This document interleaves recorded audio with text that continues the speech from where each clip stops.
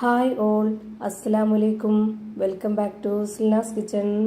ഇന്നത്തെ റെസിപ്പി ആവിയിൽ വേവിച്ചെടുത്ത നല്ല കിടിലൻ ടേസ്റ്റി ആയിട്ടുള്ള ഒരു വെറൈറ്റി ആയിട്ടുള്ള ഒരു പലഹാരത്തിന്റെ റെസിപ്പിയാണ്. ഭയങ്കര സിമ്പിളാണ് ഇത് തയ്യാറാക്കി എടുക്കാനായിട്ട്. അതുപോലെ തന്നെയാണ് കഴിക്കാനും നല്ല ടേസ്റ്റാണ്. കുട്ടികൾക്കും വലിയവർക്കെല്ലാം ഒരുപോലെ ഇഷ്ടാവും. അപ്പോൾ ഇതെങ്ങനെയാണ് തയ്യാറാക്കുന്നതെന്ന് അറിയാനായിട്ട് വീഡിയോ സ്കിപ്പ് ചെയ്യാതെ മുഴുവനായിട്ടൊന്ന് കണ്ടു നോക്കണേ. റെസിപ്പിയിലോട്ട് കടക്കുന്നതിന് മുമ്പായി സിൽനാസ് കിച്ചൺ ചാനൽ ആദ്യമായിട്ട് കാണുന്നവരാണെങ്കിൽ പ്ലീസ് ഒന്ന് സബ്സ്ക്രൈബ് ചെയ്തേക്കണേ. ഒപ്പം തന്നെ ഈ വീഡിയോസ് നിങ്ങൾക്ക് ഇഷ്ടപ്പെടുകയാണെങ്കിൽ ഒരു ലൈക്ക് ചെയ്ത് ഷെയർ ചെയ്ത് സപ്പോർട്ട് ചെയ്യാനും മറക്കരുത്. ഇനി നമുക്ക് ഇതെങ്ങനെയാണ് തയ്യാറാക്കുന്നതെന്ന് നോക്കാം. ഈ പലഹാരത്തിനായിട്ട് ആദ്യം തന്നെ ഞാനിവിടെ ഒരു പാത്രത്തിലേക്ക് 6 കോഴിമുട്ട പൊട്ടിച്ചൊഴിച്ചു കൊടുക്കുന്നുണ്ട്. ഈ ഒരു പലഹാരത്തിന്റെ പ്രത്യേകത എന്ന് പറയുന്നത് മുട്ടയും ബ്രൂ കോഫി പൊടിയും ചേർത്താണ് നമ്മൾ ഇത് തയ്യാറാക്കി എടുക്കുന്നത്. നമുക്ക് എത്രയാണോ പലഹാരം വേണ്ടത് അതിനനുസരിച്ചുള്ള മുട്ടയാണ് ഇതിലേക്ക് എടുക്കേണ്ടത്. ഞാനിപ്പോൾ ഇവിടെ 6 കോഴിമുട്ടയാണ് എടുത്തിട്ടുള്ളത്. ഇതിലേക്ക് നമുക്ക് 2 പാക്കറ്റ് ബ്രൂ കോഫി പൗഡർ ഇട്ട് കൊടുക്കാം. 2 രൂപയുടെ പാക്കറ്റാണ്. ഈ ഒരു 6 കോഴിമുട്ടയ്ക്കും ബാക്കിയുള്ള ഇൻഗ്രീഡിയൻസിന്റെ അളവിനും കറക്റ്റ് ആക്കിയിട്ടാണ് ഇത്രയും പൊടി ഇട്ട് കൊടുത്തിട്ടുള്ളത്. ഇത് കറക്റ്റ് ആണ്. ഇനി നമുക്ക് ഇത് നന്നായിട്ടൊന്ന് വിസ്ക് വെച്ചിട്ട് അടിച്ചെടുക്കാം. ഈ പലഹാരം തയ്യാറാക്കുന്നതിന് വേണ്ടിയിട്ട് നമ്മൾ മുട്ട അടിച്ചെടുക്കുമ്പോൾ മിക്സിയുടെ ജാറിലിട്ടിട്ടോ അല്ലാന്നുണ്ടെങ്കിൽ ബീറ്റർ വെച്ചിട്ടോ അടിച്ചെടുക്കരുത്. അങ്ങനെ ആകുമ്പോൾ അതിന്റെ പരുവം തെറ്റിപ്പോവും. ഇതുപോലൊരു വിസ്ക് വെച്ചിട്ടോ അല്ലെങ്കിൽ ഫോർക്ക് സ്പൂൺ വെച്ചിട്ടോ തന്നെ നന്നായിട്ട് അടിച്ചെടുക്കുക. ഞാനിപ്പോൾ ഇത് നന്നായിട്ട് അടിച്ചെടുത്തിട്ടുണ്ട്. ഇനി നമുക്ക് ഇതിലേക്ക് വേണ്ടത് പാൽപ്പൊടിയാണ്. ഇതുപോലുള്ള സ്പൂൺ അളവിൽ 2 ടേബിൾ സ്പൂണാണ് പാൽപ്പൊടി ഇട്ട് കൊടുത്തിട്ടുള്ളത്. അതേ സ്പൂൺ അളവിൽ തന്നെ 2 ടേബിൾ സ്പൂൺ വറുത്ത അരിപ്പൊടിയും കൂടെ ഇതിലേക്ക് ഇട്ട് കൊടുക്കണം.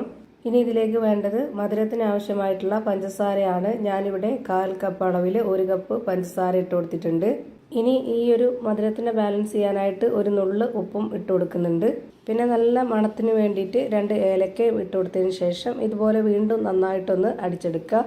ഒട്ടും തന്നെ കട്ടകളൊന്നും ഇല്ലാതെ നല്ല രീതിയിൽ ഇതുപോലെ അടിച്ചെടുക്കണം.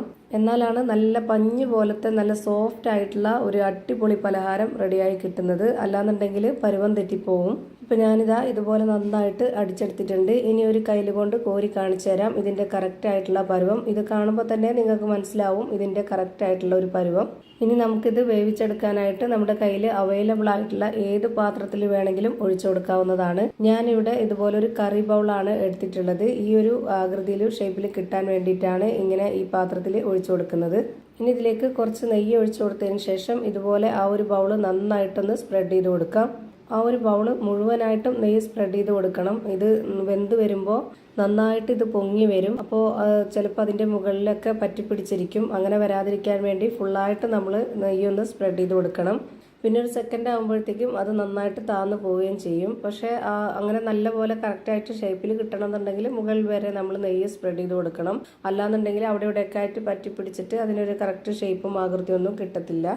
ഞാനിപ്പോൾ ഇത് വേവിച്ചെടുക്കുന്നത് ഇതുപോലൊരു പാൻ വെച്ചിട്ട് അതിലേക്ക് 1 ഗ്ലാസ് വെള്ളം ഒഴിച്ചു കൊടുത്തതിന് ശേഷം ഈ ഒരു പാത്രം ഇറക്കി വെച്ച് കൊടുത്തിട്ട് ഇതുപോലെ അടപ്പ് വെച്ച് അടച്ചു കൊടുത്ത് അതിൻ്റെ ഹോളിൽ പേപ്പർ തിരികെ വെച്ച് കൊടുത്തിട്ടുണ്ട്. എയർ ടൈറ്റ് ചെയ്തിരിക്കാൻ വേണ്ടിയിട്ടാണ്.